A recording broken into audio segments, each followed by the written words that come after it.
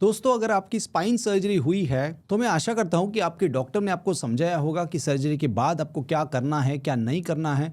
फिर भी कई ऐसे सवाल होते हैं जो शायद हम पूछना भूल जाते हैं या हमको डिस्चार्ज के बाद याद आते हैं। तो ऐसे सारे सवाल, ऐसी सारी चीज ऑपरेशन के बाद हमको क्या करना चाहिए, क्या नहीं करना चाहिए, कब हमें उठना बैठना चाहिए, कैसा झुकना चाहिए, कब नहाना चाहिए, ड्रेसिंग कब निकालनी चाहिए, कितने बार करनी चाहिए, ये सारी चीजें हम इस वीडियो में डिस्कस करेंगे। स्वागत है आपका मेरे चैनल पे ज़ेन स्पाइन हिंदी। मेरा नाम है डॉक्टर राकेश ढाके। मैं एक फेलोशिप ट्रेन्ड स्पाइन सर्जन हूँ, certified by the royal college of surgeons of England, और मैं मुंबई में स्पाइन सर्जन के तौर पे काम कर रहा हूँ।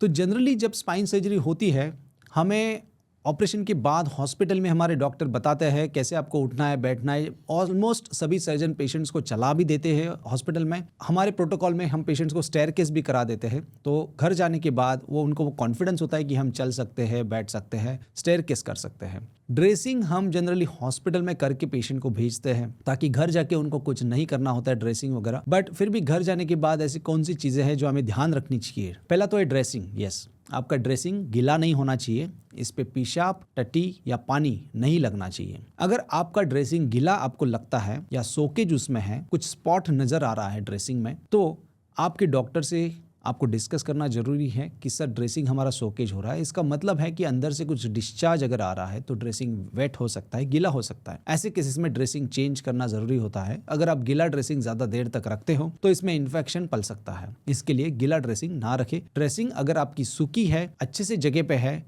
निकली नहीं है, लूज नहीं है, तो आपको बिल्कुल इसके बारे में घबराना नहीं है। जनरली हम 15 डेज के बाद सीधा जब टाका निकालते हैं या टाका देखते हैं तभी हम ड्रेसिंग को निकालते हैं। जनरली अगर ड्रेसिंग है तो हम पेशेंट को एडवाइस करते हैं कि आप आगे के हिस्से से नहा सकते हो। जैसे हैंड शावर हो गया तो आप आगे से बॉडी को नहा सकते हो, या फिर स्पॉन्जिंग कर सकते हो गीले कपड़े से। पीछे आपको पानी नहीं लगाना है। बहुत सारे केसेस में हम वाटरप्रूफ ड्रेसिंग भी लगाते हैं। तो वाटरप्रूफ ड्रेसिंग में अगर पानी भी लगता है तो वो पानी निकल जाता है। तो वो ड्रेसिंग, वाटरप्रूफ ड्रेसिंग अगर आपके डॉक्टर ने लगाई है तो आप उसके ऊपर नहा भी सकते हो। बट एज अ प्रिकॉशन मैं सजेस्ट करूंगा कि आप खाली आगे के हिस्से से नहाओ और पीछे आप खाली स्पॉन्जिंग कर सकते हो। नेक्स्ट पॉइंट हो गया मूवमेंट। हमको कैसी मूवमेंट करनी चाहिए, कितनी करनी चाहिए? देखो, सर्जरी के बाद हर पेशेंट अलग होता है, हर पेशेंट की रिकवरी अलग होती है, कैपेसिटी अलग होती है। कोई पेशेंट नेक्स्ट डे पूरा सब कुछ कर लेता है, अच्छे से चलता है, पेन काफ़ी हद तक कम हो जाता है। कुछ पेशेंट ऐसे होते हैं या सर्जरी इतनी बड़ी होती है कि पेशेंट को 3-4 दिन के बाद भी पेन बना रहता है, इतने इजीली वो मूवमेंट नहीं कर पाते। तो हर पेशेंट अलग होता है। पर जनरली हम सजेस्ट करेंगे कि अगर आपको आपके डॉक्टर ने हॉस्पिटल में चलाया है तो आप घर पे भी नॉर्मल एक्टिविटी जैसे हॉल से किचन तक चलना, पानी लेके आना, कुछ मिनट तक खड़े रह के चाय बनाना, ये सब नॉर्मल एक्टिविटी आप कर सकते हो। अगर आपको नीचे बेंड होना है तो आपको कमर को सीधा रख के हिप्स और नीज में झुक के नीचे बेंड होना है। आपको कमर से नीचे बेंड नहीं होना है। ये आपके लिए कोई प्रिकॉशन नहीं है, ये हर एक के लिए जैसे हम नॉर्मली करना चाहिए वैसी एक एडवाइस है। Not only for spine surgeons but for everyone, हर एक के लिए। आपको किसी भी प्रकार का ट्विस्टिंग, जैसे हम खेलते हैं, जैसे क्रिकेट हो गया, गोल्फ हो गया, इसमें जो ट्विस्टिंग मूवमेंट होती है, या घर पे भी हम कुछ काम करते हैं उसमें अगर हम ट्विस्ट कर रहे हैं, कुछ सामान रखते वक्त, उठाते वक्त, निकालते वक्त अगर हम ट्विस्ट कर रहे हैं तो इस ट्विस्टिंग को हमें अवॉइड करना है। नेक्स्ट पॉइंट हो गया ब्रेस या कमर का पट्टा। अगर आपको ऑपरेशन के बाद डॉक्टर ने कमर का पट्टा दिया है या गर्दन का पट्टा दिया है तो आपको वो पट्टा लगाना जरूरी है। पट्टे का मकसद ये होता है, ब्रेस का मकसद ये होता है कि अगर आपकी कोर मसल्स वीक है तो वो आपको एक कुछ एक्सटर्नल ब्रेस की तरह सपोर्ट कर रही है। लॉन्ग टर्म में जब हम फिजियोथेरेपी करेंगे तो फिजियोथेरेपी का मकसद यही होता है कि हमारी खुद की मसल इतनी स्ट्रांग बन जाए कि हमें वो ब्रेस की तरह काम करे और स्पाइन को सपोर्ट करे, ताकि आपको कोई एक्सटर्नल ब्रेस या बेल्ट की ज़रूरत ना पड़े।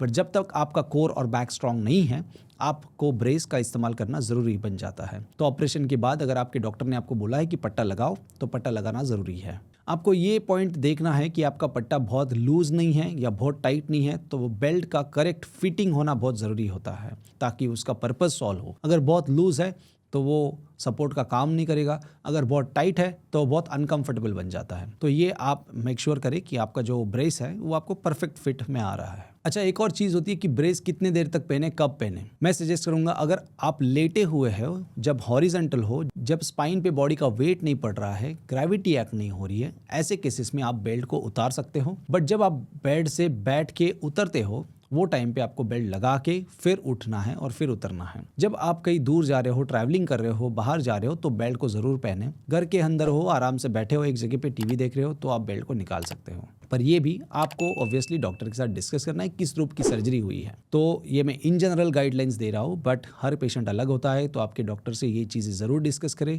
मैं जनरल जो हम कॉमनली स्पाइन सर्जरी परफॉर्म करते हैं उसके लिए ये गाइडलाइंस बता रहा हूँ। नेक्स्ट पॉइंट आता है कि मेडिसिन्स, जो आपको मेडिसिन डॉक्टर ने दी है, जनरली उसमें एक एंटीबायोटिक होती है जो कि आपके घाव को सूखने के लिए, इन्फेक्शन ना होने के लिए दी गई होती है, तो एंटीबायोटिक्स को जरूर ले। पेन किलर भी उसमें होती है, तो पेन किलर आपके पेन के हिसाब से आप ले सकते हो। कुछ हद तक 5 दिन का हम देते हैं, तो 5 दिन का आप मेडिसिन जरूर ले। अगर आपको पेन नहीं है तो आप स्किप भी कर सकते हो। और एक मेडिसिन का रूप इसमें होता है, वो है नर्व रिलेटेड मेडिसिन। अगर आपको ऑपरेशन के बाद भी कुछ पैर में झिनझिनी या मूंगी है तो हम नर्व रिलेटेड मेडिसिन भी कुछ दिन तक चलाते हैं। एक और मेडिसिन होती है कैल्शियम की, आपके बोन्स स्ट्रांग हो इसके लिए हम कैल्शियम भी कुछ दिन तक, कुछ महीने तक चलाते हैं। तो ये जो मेडिसिन आपके डॉक्टर्स ने आपको दी है उसे आपको रेगुलरली लेना है।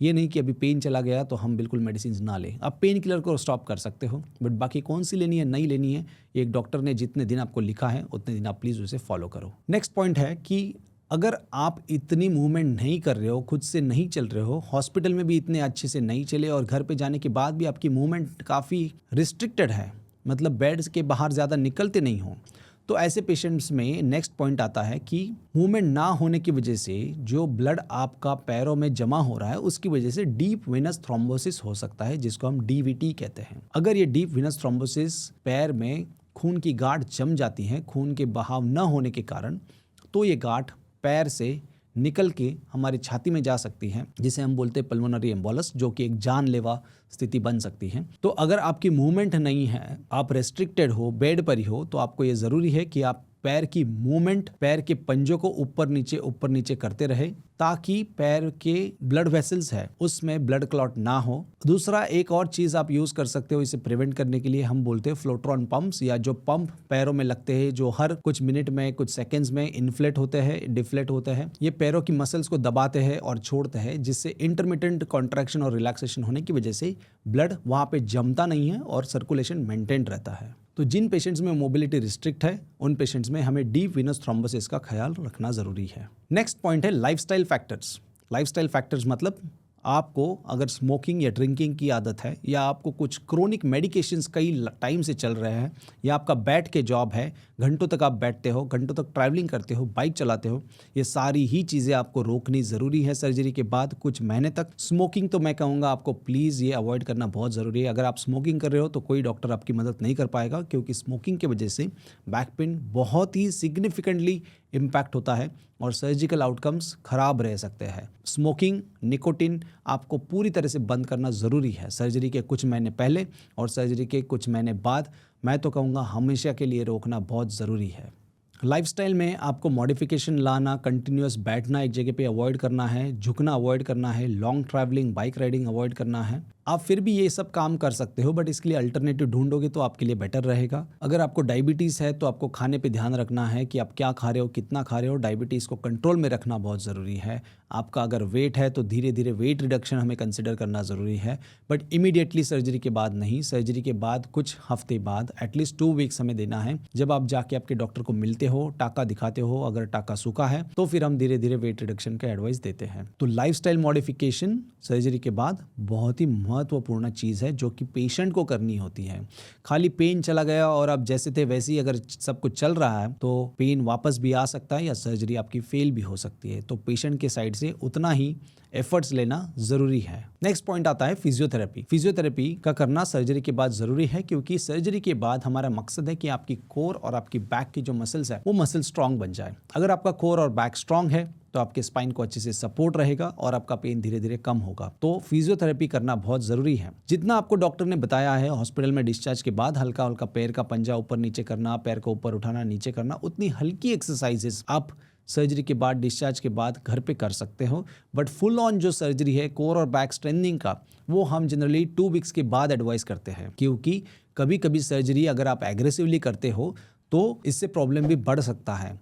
कोई डिस्क का टुकड़ा वापस निकल सकता है, रिकरेंस हो सकता है। इसके लिए जो भी आप एक्टिविटी कर रहे हो वो एक अच्छे से फिजियोथेरेपिस्ट से हॉस्पिटल में ही डिस्कस कर ले, आपके डॉक्टर से पूछ ले घर पे जाके क्या करना है। या अगर आपको कुछ डर लग रहा है, पेन हो रहा है, तो आप कोई भी एक्सरसाइज ना करे एटलीस्ट 15 डेज के लिए, कोई एग्रेसिव एक्सरसाइज ना करे तो बेटर रहेगा। हल्की हल्की सी एक्सरसाइजेज जो डॉक्टर ने एडवाइस की उतना ही आप करें। 15 डेज के बाद जब आप डॉक्टर के पास जाते हो टाका दिखाने के लिए, जख्म दिखाने के लिए, उसके बाद फिर हम एडवाइस करते हैं कि आप ग्रेजुअली एक्सरसाइजेज को बढ़ाओ, कोर और बैक को स्ट्रेंथनिंग करने पे फोकस करो, वेट रिडक्शन पे फोकस करो, तो तब हम फिजियोथेरेपी को फुल ऑन चालू करते हैं। नेक्स्ट पॉइंट आता है कि ऑपरेशन के बाद तो हम सही थे, पर अचानक से कुछ हो गया और अचानक से जब प्रॉब्लम बढ़ता है तो कौन से ऐसे लक्षण है जब हमें डॉक्टर को इमीडिएटली मिलना चाहिए। फर्स्ट हो गया, अगर आपका पेन बहुत सीवियर है, बढ़ जाता है अचानक से, एक्यूट वर्सनिंग बैक पेन है, या ये पेन बैक से लेके नीचे लेग में जा रहा है, या आपको यूरिन और पेशाब की जगह पे अचानक से कुछ प्रॉब्लम हो रहा है,